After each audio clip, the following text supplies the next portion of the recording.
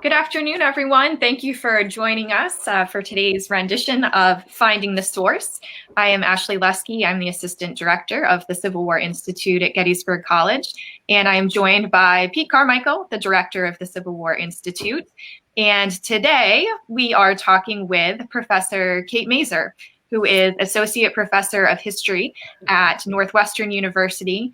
And Professor Masur specializes in Civil War and Reconstruction, slavery and emancipation, race and political history as well. And the book that we will be talking about today is They Knew Lincoln, which actually, this is a re-release of the original book. Everyone shows their copies. The original came out in 1942, published by a man named John Washington. And Kate recently, it was 2018, correct? That this revised copy of it came out. The book was re-released, and Kate wrote a brilliant introduction to the book, framing it, giving it some context, kind of highlighting, giving some altitude to the historical significance of Washington's book and what we can take away from it today. So, Kate, I'd like to, if we could, start by talking about what drew you to Washington's book in the first place? What about this source spoke to you and made you feel like, after all these years since 1942, this is a source that had to be resurrected in the present day? Yeah, thank you so much for having me, and thanks for that question, because my whole odyssey with this book started, with being intrigued by it as a source for history. So I first found the book in the University of Michigan library. I was a graduate student at Michigan, and I was embarking on a dissertation on the history of the Civil War and Reconstruction in Washington, D.C., and that later became my first book. It's called An Example for All the Land. And somehow, through searching the library catalog, I came across this book at the university library called They Knew Lincoln, and I checked it out. It was the original edition of the book, or an original edition of the book, and it was bound just in kind of blue, plain cover. And I found the book interesting and strange and kind of hard to account for. It was published, as you said, in 1942, and I mean, let me just start by saying it wasn't an obvious fit with my dissertation research. So it's not like, oh, this is the key. This helps me understand everything that I'm looking for my dissertation. It was more like, wow, what an interesting book. It's part oral history, part memoir, part historical research. It's about African Americans who lived in Washington, D.C. during the Civil War, but it's also about people from Springfield, Illinois. It's about Lincoln. It's about all different. It's kind of just this pastiche of different things, and it ended up being not that helpful for my actual dissertation. But at the time, I also was wondering, who was this guy, John E. Washington? I did other catalog searches for him. He didn't seem to have written any other books, and this was, believe it or not, this was kind of just as the internet was getting underway. So searching for him, and I continued to do this over the years as there was more and more stuff on the internet, but searching for him at that point on Google and whatever else didn't turn up that much. And so I became really, really interested in the book and its author, and how did this book even come into existence? And that set me on the path to kind of chipping away at finding out more about it. And I started talking to archivists and librarians about the book, and I eventually, and this is something we can talk about, but eventually, found out a lot about John E. Washington and what caused him to write the book. And that is part of what made me interested in getting it back out there. I mean, the other thing I'll say is that one of the things that reinforced to me, because I hit some roadblocks in the process of trying to figure out if it was under copyright and could it get, republished and things like that. And one of the things that kind of gave me strength to keep going was visiting the bookstore at the Abraham Lincoln Presidential Library and Museum in Springfield, Illinois, where they have a really good, well-stocked bookstore. And looking on the shelf at the books that were on Lincoln, first of all, of which we all know there are, a kind of record number of books. Lincoln is the person about whom the most books have ever been written in the history of the world, I think, except for Jesus Christ, right? And so it's like, this is a guy. And yet the number of books that were really on Lincoln and African Americans that were on the shelf at this bookstore was very, very minuscule. And kind of having that visit and seeing that and sort of thinking like, this book should be there. It was out of print. It had been out of print since 1942. And I was like, of all the books out there, this book should be among the books that are available to the public to kind of engage with. So that's what got me started and kept me going. Yeah. So let's talk about a different kind of source that I'd like you to reflect upon in relationship to this book. And the different kind of source is the Ball statue of Abraham Lincoln in Washington, D.C., in which an African American is on his knees, the shackles broken, and conveying the perception of Father Abraham as the deliverer of freedom. When you think about that monument, and you think about the accounts in Washington's book, how does this book maybe give us a more complicated view of that monument? Yeah, I mean, that monument has been controversial for a long time, and I don't live in Washington anymore, but we have been sort of following, recent discussions about the monument, where amidst all of these other discussions about Confederate monuments to people whose reputations are now more complicated than they once were, Could you explain to the audience, why is it controversial to some? Sure. So this is a monument, as you said, Pete. It's in a park called Lincoln Park that's about 12 blocks east of the United States Capitol on East Capitol Street. So you just head straight east, and it's a beautiful rectangular park in a lovely residential neighborhood. And that statue was erected in, I think, 1876, and it was dedicated in a huge ceremony where President Grant was there, justices of the Supreme Court were there. Frederick Douglass gave a really famous, really wonderful speech at the dedication of the monument. And the monument portrays Lincoln kind of reaching down with his hand down, and an enslaved man, kind of his shackles broken, but kneeling, kind of in the same gesture of kneeling as the famous abolitionist kind of icon of "Am I not a man and a brother?" Yes.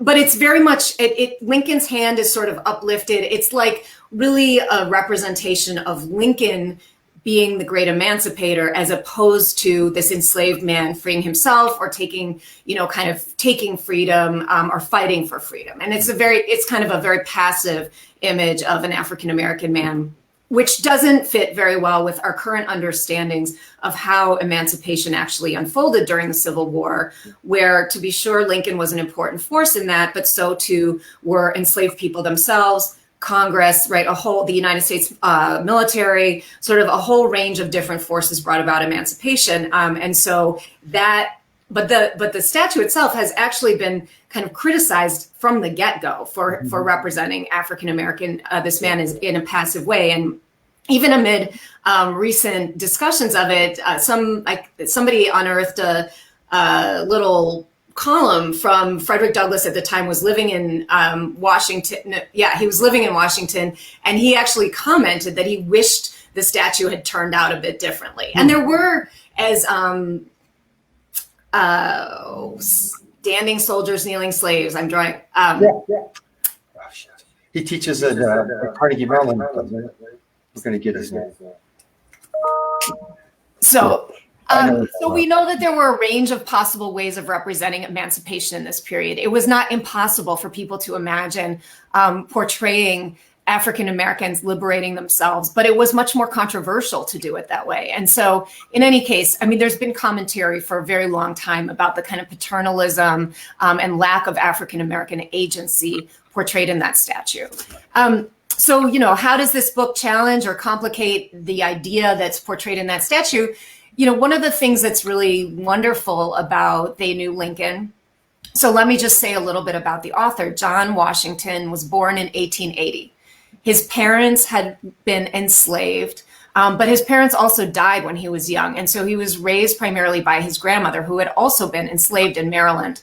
And she ran a boarding house in the neighborhood of Ford's Theater in Washington, D.C. The boarding house, the patrons were white people, but because she managed the boarding house, she had access to kind of like the domestic or internal spaces in the boarding house, the kitchen, a kind of living area. And she would often have her friends over. And a lot of her friends were people who also had been enslaved before the Civil War, who had become free during the war through their own actions. And so Washington's book, one of the things it does is describe the stories of these people who, by the time John Washington was growing up, they were elderly people, friends of his grandmother's, who would sit around and kind of in their spare time with their friends and talk about their experiences. And they talked about for example, meeting up with the U.S. Army as it penetrated the Confederacy and escaping through, kind of channels of the U.S. Army into Washington, D.C. And so you really get a sense in some parts of the book of that story of self-liberation. One of the Caroline Washington, the grandmother's friends, also escaped from slavery in Maryland before the Civil War. And there's a description of how Washington, D.C., before the war was a place where people could escape to and kind of find safety in the Black community, and kind of live as free because people were not necessarily slave catchers or, the slave owners themselves weren't necessarily going to come into DC looking for people. Although, I mean, they sometimes did. Absolutely. Yeah. To follow up on that, Kate, for some reason, I'm getting some feedback. I'm just going to look at that a little bit. One of the points that you make in your introduction, which I think is very astute as well, is of course the assumption or the focus on Lincoln as directly shaping the future of race relations and of slavery and emancipation. But you talk about how John Washington's book reveals how African Americans themselves shaped maybe Lincoln's views upon race. And so it turns things on its side in the way that, we're talking about the kneeling, slave statue in terms of, who comes up with the idea for emancipation, who actually, does the bulk of the work for that. But can you speak to some of the ways that Washington does reveal some important insights into what may have shaped Lincoln's personal views on race and politics? Yeah, so I mean, one of the things that has shifted some in Lincoln scholarship is that people used to say, kind of just as a matter of course, that Lincoln really never thought much about African Americans or race until he became president, moved to Washington, and kind of confronted these issues during the war. And there has been a growing realization, and it, I think, started really with scholars within Illinois who are interested in local history, that Springfield itself had a Black community. It was very active. Lincoln was involved in the colonization movement in the 1850s in Illinois. And so, there's all kinds of evidence that before Lincoln was president, he knew African-American people. He was thinking about issues of race. I mean, we know that from some of his public speeches as well. And so in particular, one of the things that John Washington got interested in, or one of the people he got interested in, was a man named William Defloreville, who was born in Haiti and emigrated to the United States. As far as we know, he first, I believe, went to Baltimore, then New Orleans, and then kind of made his way north along the Mississippi River Valley and ended up in Illinois. And he was a very active member of the kind of broader Springfield community in general. He was a barber. And as we know from kind of African-American history, barbers were often, barbering was one of the few skilled trades available to African-American men in this era in the free states. And barbering, you could make a fair amount of money, and you could also have good kind of patronage type relationships with members of the white elite. So you would have good connections because you would be, and this is a time people didn't only go to the barber to get their hair cut, they also went to the barber to get shaved, right? So you're kind of, if you're a man, you're more frequently going to the barber than you might think today. Right. And so William Defloreville's barbershop in Springfield Springfield, being the state capital of Illinois, was a meeting place for a lot of politicians in Illinois. And so William Defloreville was well connected. He also was a law client of Lincoln. So Floreville was able to purchase property in Springfield, and Lincoln was his property lawyer, his attorney, when he was dealing with property transactions and things like that. Floreville is so interesting. I mean, he also wrote poetry. He was a musician. He published poems and kind of notices in the newspaper. He was active in he was Catholic. He was active in his church, but he also helped fund a Protestant church in Springfield. And so one of the things that Washington writes about is the extent to which knowing William Defloreville in Springfield may have influenced Lincoln's views on emancipation. And that actually has everything to do with the history of Haiti, right? Floreville was from Haiti. Haiti was the first, kind of Western Hemisphere nation to become independent of, or the first Black nation to become independent of colonial powers and run by people of African descent. And so a lot of people at the time from Haiti, people who were Haitian, were very proud of the ways in which Haiti had been able to become independent from France. People of African descent had been able to, take political power in Haiti. And so that model of emancipation and self-government coming from Haiti would likely have been something that William Defloreville was very happy to talk about with Lincoln. Now, one of the things that's complicated about it is there's no kind of smoking gun that says they had these conversations, right? We can know a fair amount about the relationship between Floreville and Lincoln through documentation related to property law. There's a letter that Floreville writes to Lincoln in 1864. There's stuff about Floreville in newspapers, but it's a bit of a matter of conjecture, sort of what the nature of the kinds of conversations they had was. But so Washington got really, really interested in William Defloreville and his impact on Lincoln, and really did a lot of research to unearth his life. And that's it's a really important contribution to the book. So I'm going to be a little cantankerous here and ask you a big question.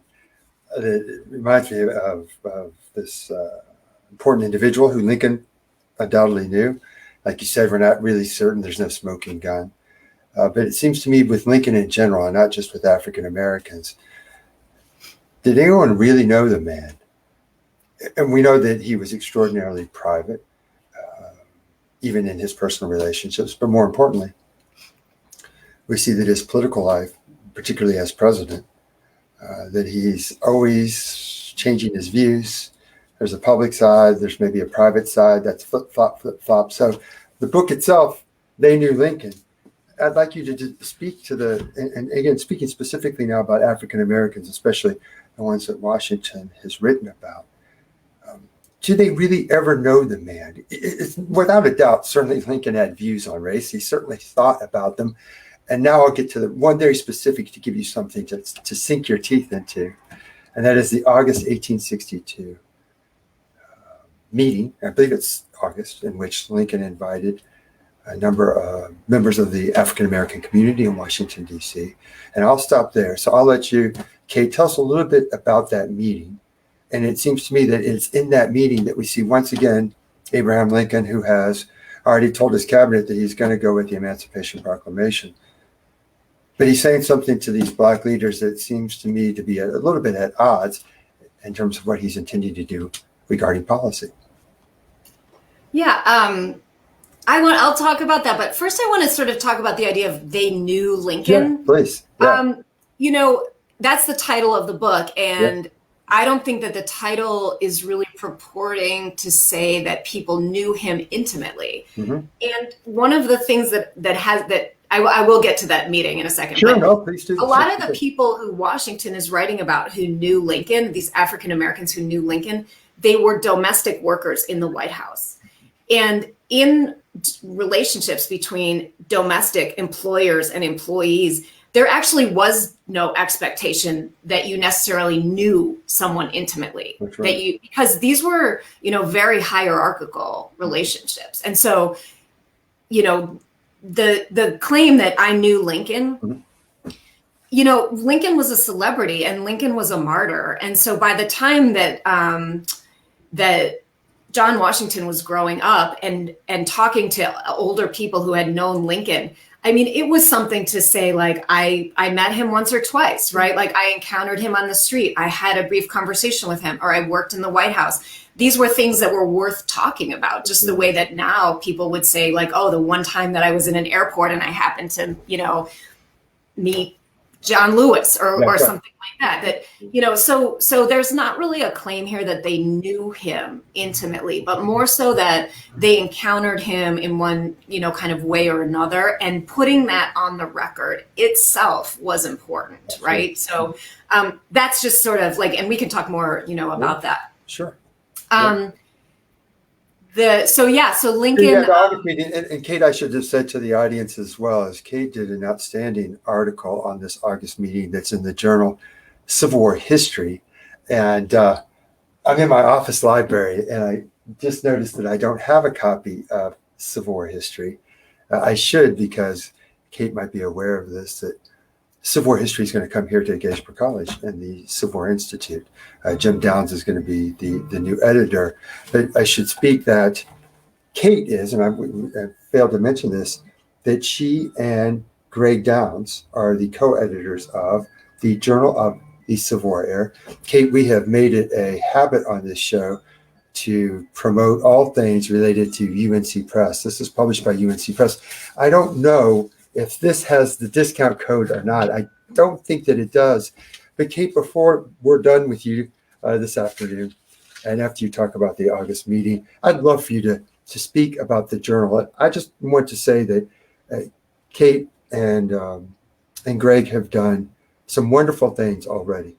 They have a very lively and engaging blog that I think speaks to people beyond the academy.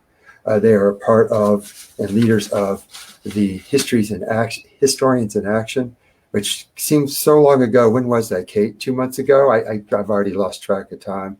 But a bunch of academic historians came to various Civil War sites, of course, including Gettysburg, to engage the public, to talk to the public about controversial issues in the eyes of some. I don't think they're so controversial, relating to issues of race and slavery and the coming of the war. The journal is a big part of that, and it is great to see now, as I'm covering my face, it's great to see that an academic journal is making strides to break down these barriers and to connect to public historians and to general audiences. So before we let you go, I absolutely would love for you to talk about your vision for the journal. So with that little interlude, back to August and that meeting, if you could describe that for us, please. Yeah, and thanks for the journal, the plug, and we'll come back to that. So Lincoln, let's see. So as viewers probably know, by the summer of 1862, Lincoln was talking about and thinking seriously about issuing an Emancipation Proclamation, basically kind of using his power, invoking the war powers of the presidency to further the project of emancipation in large measure, to kind of push to enhance the Union's power in the war and try to win the war. At the same time, though, Lincoln hosted at the White House a meeting with a delegation of African American men to talk to them about leaving the United States, and not just these 5 men, but them taking their people, additional African Americans, and leaving the United States and potentially going to a place called Chiriquí, which is a region of what is now Panama. And this meeting has been perplexing to historians for a long time, because historians have sort of wondered or pointed out, like, well, if he was on his way to issuing the Emancipation Proclamation, which we know eventually, when it was actually issued on January 1st, 1863, would not contain any provisions related to African Americans leaving the country. In fact, it provided for the initiation of enlistment of Black men in the United States Armed Forces, which is kind of a direct kind of moving in the direction of African American citizenship. And so, why is he on the one hand going toward issuing a proclamation of emancipation, while on the other hand pursuing this kind of increasingly outdated by everyone's standards idea of colonization, right? And And so, historians have, often asked the question, what was going on here? Was the meeting with the Black delegation merely PR? Was he throwing a bone to his, kind of conservatives in the Republican Party who were worried about moving toward emancipation? Was it sort of like a fake, he's kind of looking like he's going one way where he's really actually going another way? Did he really believe it? Believe in the project of colonization? And, one interesting entry into that conversation has been Eric Foner's book, The Fiery Trial, which came out around the same time as the article that you're talking about that I wrote, where he really traces Lincoln's investment in colonization dating back to before the Civil War. And so, one thing that I think that work shows is that Lincoln was not faking his interest in colonization. One of the Lincoln speeches that I often teach is his Peoria speech from 1854, where Lincoln, before the Civil War, really grappled with the question of what the United States could look like or might look like if slavery were actually abolished. And it was hard for Lincoln to imagine a nation where Black people and white people live side by side on conditions of equality.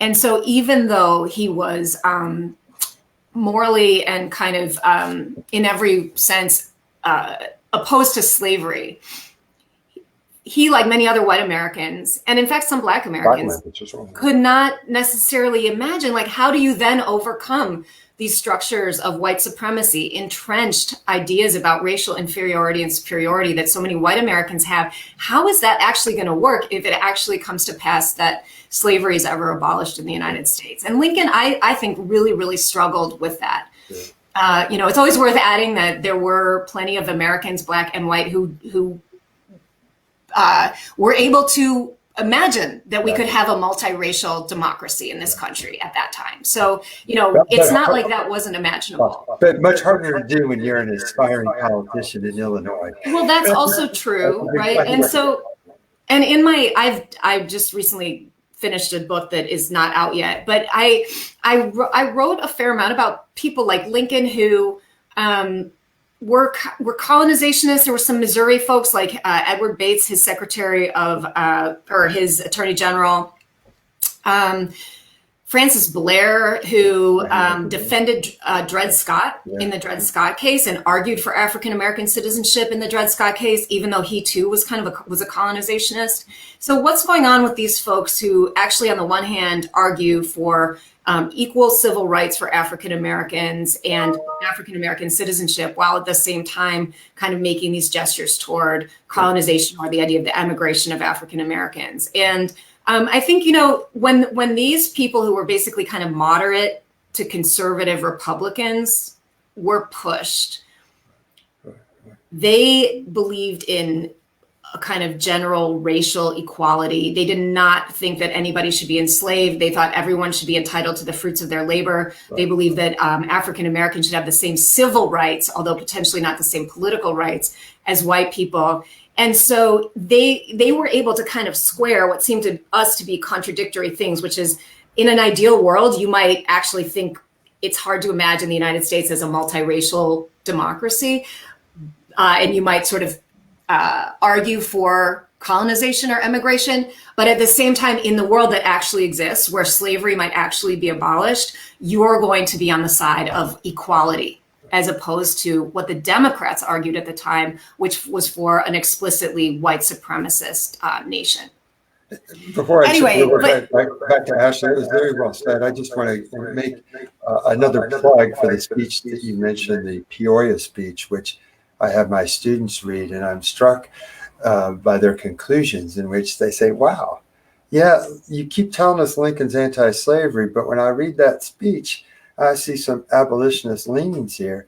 Or at the very least, they say that it's understandable why so many white Southerners, when they saw Lincoln, they said, this is a wolf, right, disguised in sheep's clothing here. And so that Peoria speech, which of course, like everything, it seems you can get online. It's for the people who are watching this, look it up. It's a fascinating speech, and it certainly shows, I think, Lincoln at his very best, and in his declaration about the wrongs of slavery and how it was inhibiting the development of the United States and reaching its promise as a democratic nation. It's certainly there.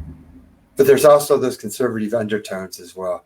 And classic Abraham Lincoln, he's always trying to play both sides. But that speech, that Peoria speech, is it 1854? Or is that wrong? What's right? Yeah, I think it's a response to the Kansas-Nebraska Act. Nebraska Act, yeah, absolutely.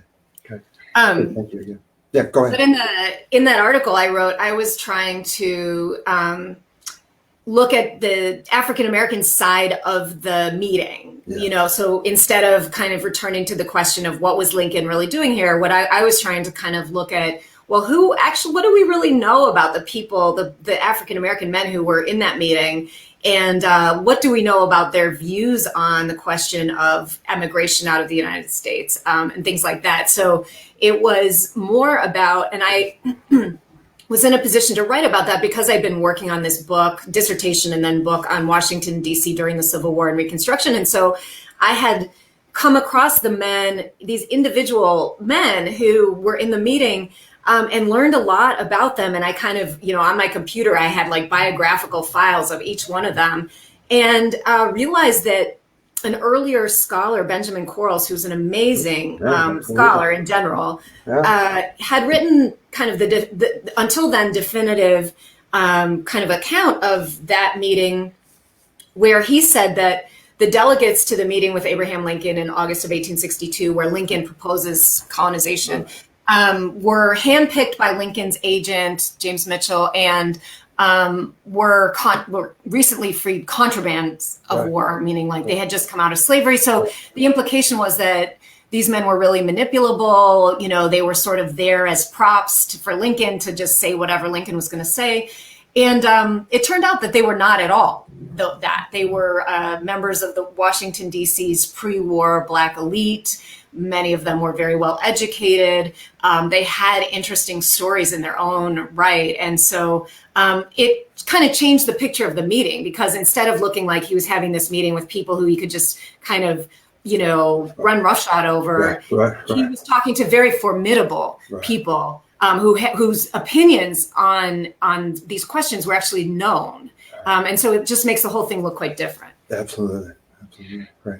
The colonization debate, it brings up, I think, an important reminder for a lot of people who might commonly think of the Black community or the Black population in the North as being monolithic, that they all are united behind one common political purpose, that they all kind of share the same ambitions and goals.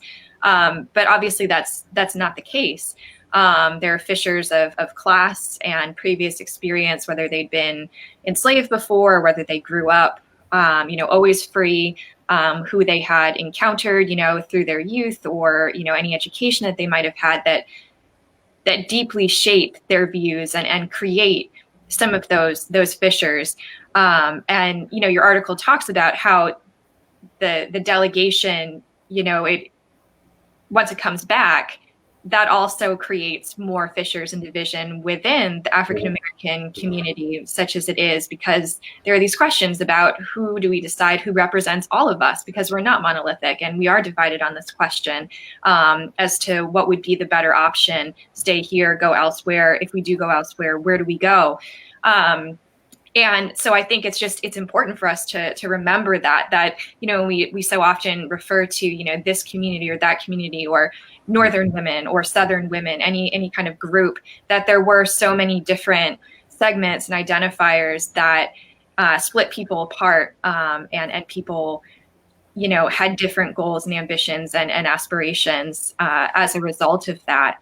I was wondering too, if you could speak along those lines to what Washington himself, in writing this book, is trying to accomplish here for the African-American race as a whole. He grows up, he's educated, he becomes very well connected with elites, and he becomes, intertwined with white elite institutions that give him, power and patronage to write this book. Although, as you note in your introduction, afterwards, he's not nearly as successful, not successful at all, in fact, in publishing a second book. So the patronage kind of runs out at a certain point.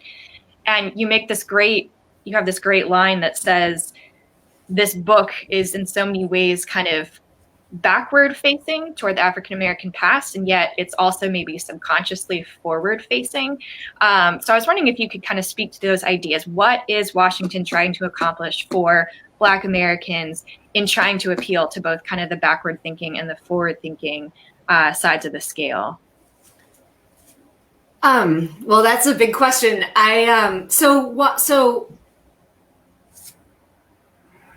One of the things so first of all, the more I worked on this book, we're back on They Knew Lincoln, the more I worked on it, the more I thought that Washington imagined himself kind of in conversation with William Herndon, who was Lincoln's law partner in Springfield and was dead by the time Washington was writing. But Herndon had gone around, and this is kind of well known in the Lincoln world, Herndon had gone around interviewing all of these people after Lincoln died, and compiled this huge kind of corpus of interviews about Lincoln. And he was famous for having interviewed, like kind of everyone, like the woman who runs the country store, and like this person and that person, anyone who encountered Lincoln in Springfield or in his earlier career in Illinois and in Washington and so on. And Herndon was trying to develop a biography of Lincoln.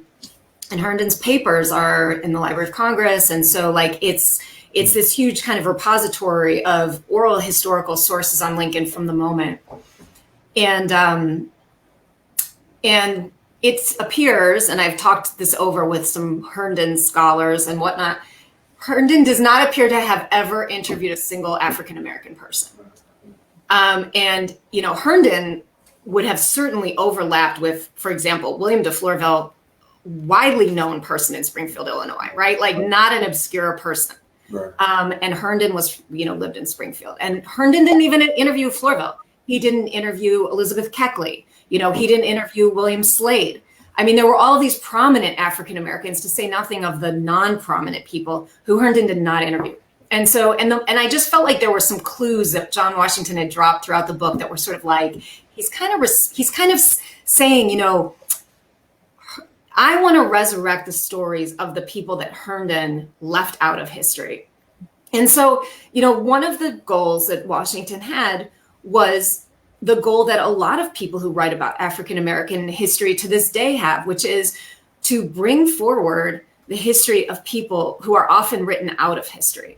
And particularly with respect to prominent, usually white political figures, where it's almost as if they live their lives without ever encountering anyone who's not like them, right? And so this is the same goes for insights from women's history as well, right? Where like the personal lives or the wives or the families of these men are often left out of their story. It's like they're only, all we need to know is about their public lives, but we don't need to know anything about what they do at home or how their interactions with family members might actually shape their public lives. Now, that's not, plenty of people are doing that kind of history now that's much more holistic in their views, even of, prominent figures like Lincoln or, Thomas Jefferson or you name the person.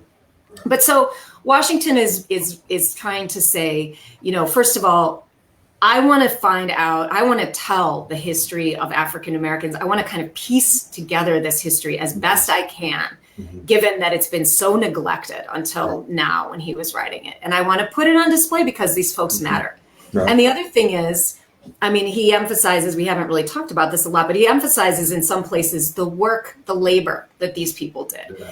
And part of what he's saying is, you don't get, like a federal government run by people like Lincoln and Stanton and Bates and congressmen without all the people who are doing the work behind the scenes, as it were, to like make their lives possible. And so there's a kind of dignity of those people who we don't really see very much in history. And there's a significance of them that John Washington wanted to acknowledge. And so that's part of why I wrote about him as very forward thinking, because he's kind of doing what a lot of social historians, we think of social history as being a phenomenon of like the late 60s and the 1970s and later. He's doing that. Those are the kind of insights that are informing his work as he's doing it in the late 1930s. Sure. And yet he also, so many times talked about folk traditions or kind of, legends and the ghost stories from Ford's Theater and all of that in a way that, speaks to maybe some anxieties about progress and kind of looking back to traditions that kind of bound African Americans together in kind of a cultural knot. So I think that's interesting when you pair what he's trying to do, giving these Black people dignity, giving work dignity, obviously showcasing the importance of these people and the fact that they interacted with Lincoln on a very intimate level in some regards. But also at the same time, saying, well, not everything about the progress needs to be embraced. We have to remember kind of where we came from and the things that, were specific in, standing out that helped to tie the African American, culture together in these different communities that existed. Yeah, I mean, I really put him also in the context of a kind of early 20th century or early to mid 20th century interest in folklore, where you have, first of all, among some African American intellectuals, I mentioned, I think like Zora Neale Hurston and James Weldon Johnson, whereas in the late 19th century, Black intellectuals tended to want to put slavery behind them and kind of emphasize we're making progress. Right. We don't really need to talk about that terrible past. Right. By the early 20th century, among Black intellectuals and kind of more generally, there's a turn towards studying, what they sometimes called primitive people, rural people, those folk traditions. And instead of kind of saying oh, look at how, backward they are, we're not like that anymore, but more saying, this is the heart of who we are as a people. Right. And you see that not only, in this example of African-American history, but also in other areas of kind of social sciences and things like that, where you see people turning towards studying rural folk culture, Appalachia, rural folk cultures in Europe. And this is also, he's writing around the same time as the WPA slave narratives are being produced, right? So that's just another example of the larger milieu where people are, in the 30s particularly, coming to understand that, for example, with the example of slavery itself, that people who had lived through slavery were now very, very old and kind of dying out, and their experiences were valuable, and they had something to say that we shouldn't lose, right? And that's part of the impetus for having this WPA project of interviewing former slaves in the 30s. Right. So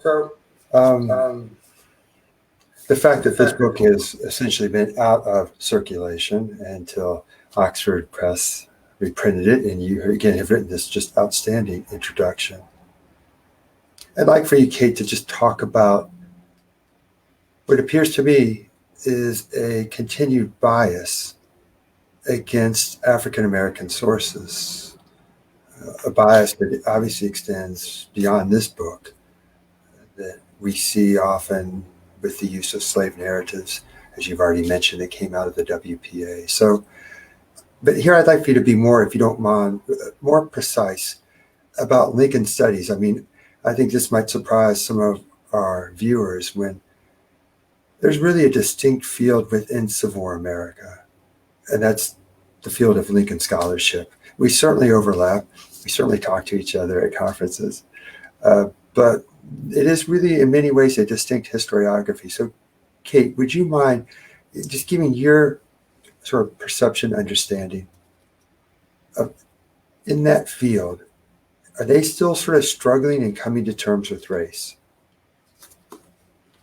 I mean, I consider myself sort of somebody who dips into that field, but not totally of the field. So, I'm overlapping and intersecting with the field of Lincoln studies, but I don't want to speak for the field. But I would say, one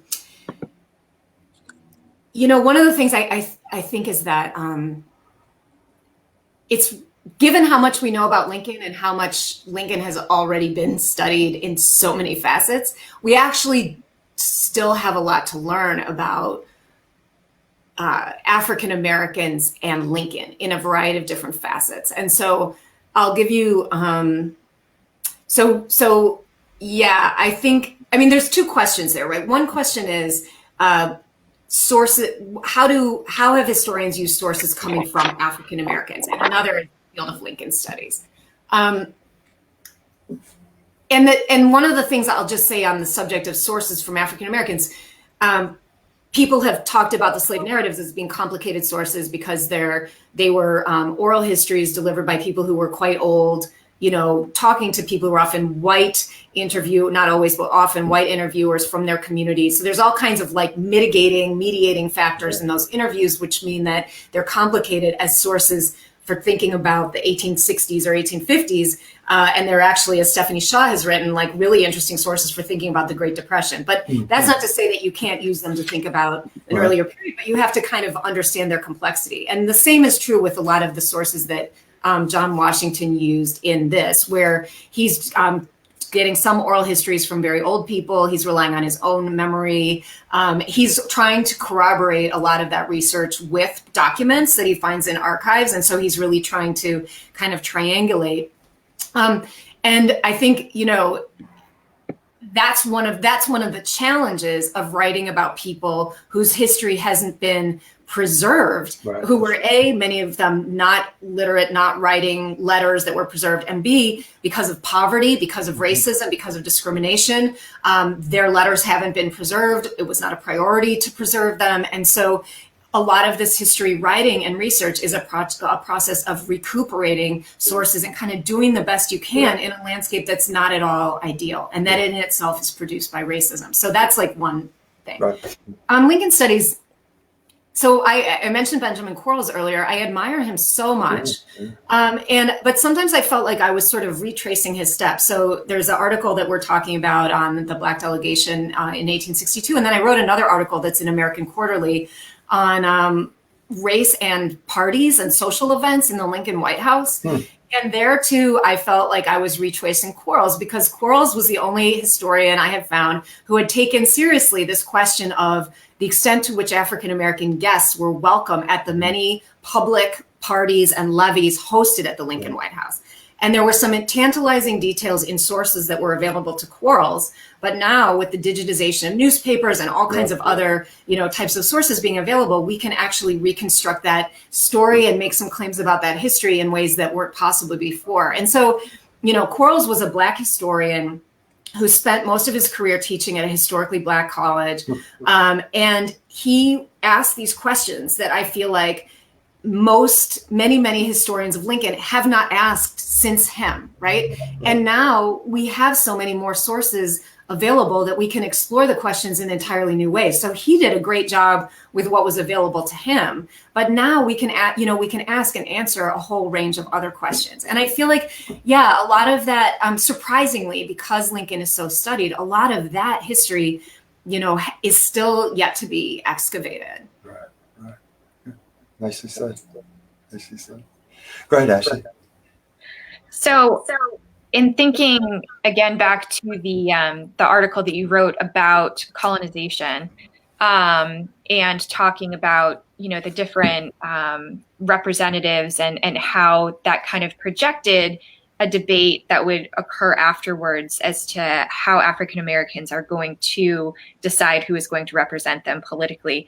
Can you kind of elaborate on that and kind of what it foreshadows for the future after the war and in the years of Reconstruction, the late 19th, early 20th century, in terms of what are the nature of the debates and what are the different contours that shape how African Americans view how they should be properly represented in politics?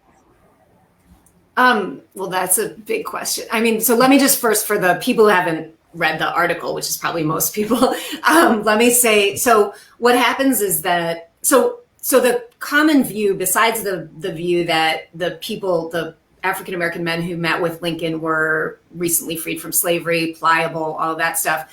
The other view is that African Americans in general across the board opposed what Lincoln was saying about, maybe you should leave the country, and condemned it and wouldn't have it. And that was the view of Frederick Douglass, for example, and John Mercer Langston and a few other very prominent people who got the word out, right away, like, this is the worst thing we've ever heard. How can Lincoln be saying this? We are Americans. We belong here. We should be fighting to end slavery and recognize our citizenship, not talking about making us leave or convincing us to leave. But the truth was that the story of Black public opinion at that time was actually more complicated than that, right? So it's not surprising that it came down to us that there was unified opposition to the idea of emigration, because the most famous, most prominent Black kind of leaders at that time were against it, more or less. But that actually, if you kind of dig a little bit deeper, there was a lot more ambivalence. And it's not surprising if you think about it, because as I kind of mentioned in the article, Northern African Americans had a history of debating whether they would be better off leaving the country or not. They mostly opposed was the American Colonization Society, which was this white-led, rather racist organization that kind of was like the organization that most represented the view that there never could be a multiracial democracy in the United States. They wanted free Black people to leave because they just couldn't imagine any other way of going forward with free African Americans in the country, whether slavery was abolished or not. And their kind of project was Liberia. So there's a long history of African Americans in the North opposing the idea of going to Liberia, opposing the American Colonization Society. But at the same time, there's a long history of Black activists advocating maybe going somewhere else, maybe going to Haiti, maybe going, actually after 1847, Liberia was an independent republic run by people of African descent. So maybe going to Liberia now that it was independent of the American Colonization Society, maybe going to Central America. The idea was, and these kind of rising discussions, these discussions of the possibility of leaving the United States would kind of intensify in moments when African Americans were most pessimistic about their future in the United States. So after the passage of the Fugitive Slave Act in 1850. Later in the 1850s, when things look really bad around the sectional crisis, like after 1857, after the Dred Scott decision, you see this kind of rising sense of like, this is never going to work for us here. Like we really, and so in a way, it's not surprising that when Lincoln says, maybe you guys should think about going to Cherokee in Central America, some people said, yeah, maybe we should. It's 1862. They don't know that there's going to be an Emancipation Proclamation. They don't know that the Union is going to win the war. And so like, maybe this is a good time, especially if, the government is going to sponsor ships that are going to take us, as opposed to like trying to kind of raise the money ourselves. Maybe this is a good time to leave. And so you find some support among African Americans for the idea of leaving. They don't want to be, nobody supports deportation, right? Like nobody supports involuntary deportation. But the notion that, yeah, our fortunes might be better off outside this country, that's very real to some people. And so it's partly that ambivalence among some African Americans that caused people like Frederick Douglass to speak out so strongly against it, because they want everyone, white people and other Black people, to know that this is not the direction we want to go. And there's some stuff in the article about an organization, a Black organization in Washington called the Social, Civil, and Statistical Association, where they try to actually silence dissent, right? And kind of, we're not talking about that. We're not going to have speakers on immigration. We're just talking about staying here and fighting for our rights in the United States. So Ashley, you asked about, how that kind of foreshadows later divisions among African Americans. And certainly, as a variety of historians have written about how, especially as Reconstruction, as it became clear that Reconstruction was really going to be undermined, that white Southerners were going to take back power in the Southern states, that they were going to try everything, they could do to implement a regime of like disenfranchisement and white supremacy, that a lot of African Americans then turned to various kinds of migration. And I mean, Steve Hahn wrote, really powerfully about this, that you can sort of imagine the Exoduster movement, the movement to Kansas, the movement to Oklahoma, together with the movement to Liberia, right? That like all of these ideas were coming from a sense of like, we don't want to stay in a place that's going to be so oppressive to us. How can we leave? And one way of leaving was migrating within what's now the United States. And another way was thinking about going somewhere else outside of it. The main goal being getting out from under, white supremacy. I just kind of want to reiterate Ashley's point that, Kate, what you do so brilliantly in all of your work is this sensitivity to these significant and important differences within the Black community. We all know as professors, as teachers, there's ground that we need to cover. And so often with our students, we get reductionist. No matter how hard we try to resist, we put ourselves in positions when we speak of the Black community as a unified thing. And before we know it, we're essentializing people to be this, and they act in a predictable way, and they do blank. And I think in all of your work, you show those divisions, and it brings a real dynamic narrative, especially when you're focusing on Washington, D.C. within that Black community. It's really so good, so compelling, and so important. And then what you just said, Kate, it reminds me of what we do at the Institute and what we do with our public audiences is to remind them that the events between 1861 and 1865, that there's a story that continues. And that story, we have to follow the trail. And you did it so nicely for us here, which I'm very appreciative of. And I just regret, Kate, that we have not had you live and in person here at the Civil War Institute, but we will certainly remedy that. And because you have a new book, is it a top secret, or can you give us at least a little hint as to what it's about? I can. I actually have this book cover in the background. Can we see it? Come on, let's see it. Let's see it. So this is the cover. Let's see. Oh, it's called Until Justice Be Done, America's First Civil Rights Movement from the Revolution to Reconstruction. Yeah, wow. And it's coming out in March 2021 with Norton. Yeah. And it's about, in some ways, it makes the argument that Reconstruction policies like the 14th Amendment and the Civil Rights Act of 1866 had deep roots in the antebellum North and in struggles over racial equality over decades from the beginning of the United States all the way through the Civil War. And kind of going back to the point I was making about Lincoln, this book is about Black and white activism around questions of racial equality. But it also takes us from a point at which people arguing for basic racial equality and basic civil rights were very much on the margins of politics to the late 1850s and into the Civil War period, when those folks had kind of consolidated a kind of a general consensus within the Republican Party that this is something they were going to fight for. So it's a story of kind of social mobilization, social movements in politics from the basically kind of the earliest years of the 19th century all the way to 1866. And another good reminder that when I spoke of the long 19th century, I was looking past 1865, and another good reminder that we need to look pre-1861, which it appears that your book is going to do just that. A massive congratulations for that. And we will absolutely have you at CWI in 2022. I'm quite confident that the pandemic will maybe be behind us, but we'll be able to gather again. I do as well, because it appears that you have some very important things that our CWI audience needs and would want to hear as well. We only have a few minutes, and Ashley, I think, Kate, we should just a moment here, if you don't mind, just saying a little bit again about the journal, and that this is something, again, that anybody can subscribe to. And can you tell us a little bit about it and what a viewer would expect to find? Sure. So I'm honored to be one of the two co-editors of the journal with my colleague Greg Downs at UC Davis. The journal was founded in 2010. The founding editor was Bill Blair, who recently retired from Penn State. And the journal is associated with the Society of Civil War Historians.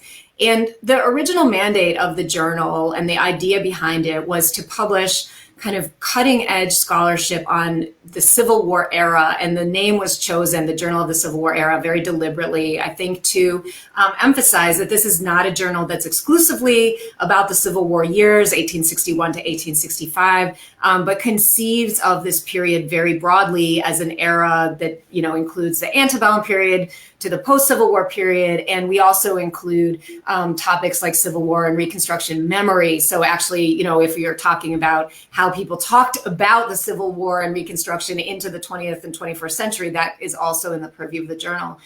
And Greg and I following again on what Bill Blair and then Judy Giesberg did with the journal, really, in addition to conceiving of the period broadly, want to think about topics very broadly. And so we are very committed to publishing in a variety of subfields that kind of fall within the time period we're talking about, whether African American history, Native American history, history of foreign relations, kind of we're omnivorous in our approach to this history, and we really invite articles and kind of perspectives that come from a huge array of perspectives. So within the journal, which is published by UNC Press, you will find cutting edge scholarship, scholarly articles based on, excellent research that have been peer reviewed. You will find book reviews, and you'll find in almost every issue will also have a historiographic essay that, and these are really terrific kind of essays that comment on a broad field and developments within that field. And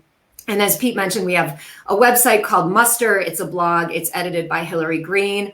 And there we kind of publish lots of different things associated with our period, including a lot in public history and kind of Civil War memory. We've done a lot recently on monuments, on kind of commemoration. And on that, just to kind of speak directly to the audience, I mean, we're always interested in submissions, in people who have something to say, like, reaching out to Hillary Green and Muster and, pitching pieces that might be relevant to our audience. And so, that's a space where we really like to respond to current events and current developments, or even have things like commentary on relevant films or video games have been the topic of at least one Muster entry. So we like to cast the net really broadly on what we're doing with the journal. And also, I should add, this summer we started a series of lectures, or historian talks, kind of like this, where we interviewed historians about either their broad opus, their broad work, or about new books. And we created a YouTube channel where those talks, recordings of those talks, are posted. And we did a series this fall, and we're going to be doing a series of 5 book talks, 1 per month in the spring and in the winter and spring. So we're really excited about that too. And we find that, as you guys might find as well, people tune in for the live webinar, but then they also come back and watch on the YouTube channel. And so we're really happy to get that out there especially when we're all so separated in this time of pandemic. Excellent. Great. Thank you, Kate, so much. Ashley, I'll go ahead and let you have the last word here. I think my last word is just an additional thank you, Kate, for your time today, and for really some important insights on an important piece of work, but also an important topic, as Pete said, reaching beyond our traditional boundary of our 4-year focus that a lot of Civil War, not only historians, but certainly buffs, tend to get bogged down in. So you definitely widen our view in an important and necessary way. So thank you for that. And I guess I would just say, in terms of the program, of course, we'll be taking a week off next week. We will not be doing a live Thanksgiving Day broadcast of Finding the Source from our... But there's no Macy's parade, Ashley. At least no, there is. We have no competition. There is a Macy's parade. There is, yes. Okay, well, there are some robots carrying the balloons or something like that. Really? Gotta see that. Okay, all right. Cool. But yeah, this would obviously, pale in comparison to that spectacle. So we'll be off next week, but then we'll be returning on December 3rd with Ed Ayers and his new book on Southern migrations. So he is not a slouch at all. He'll be pretty lively. Just got to poke him in the ribs a little bit with a few tough questions and just let him go. Right? That's right. That's right. All right, y'all. So we'll be back. Ashley, you have a wonderful Thanksgiving. Ashley and Kate, you as well. Thanks. Same to you all. And thanks for having me. This was fun. Yeah, it's great. Thank you again, Kate. Take care. All right, Stay healthy. Okay. Bye. Bye.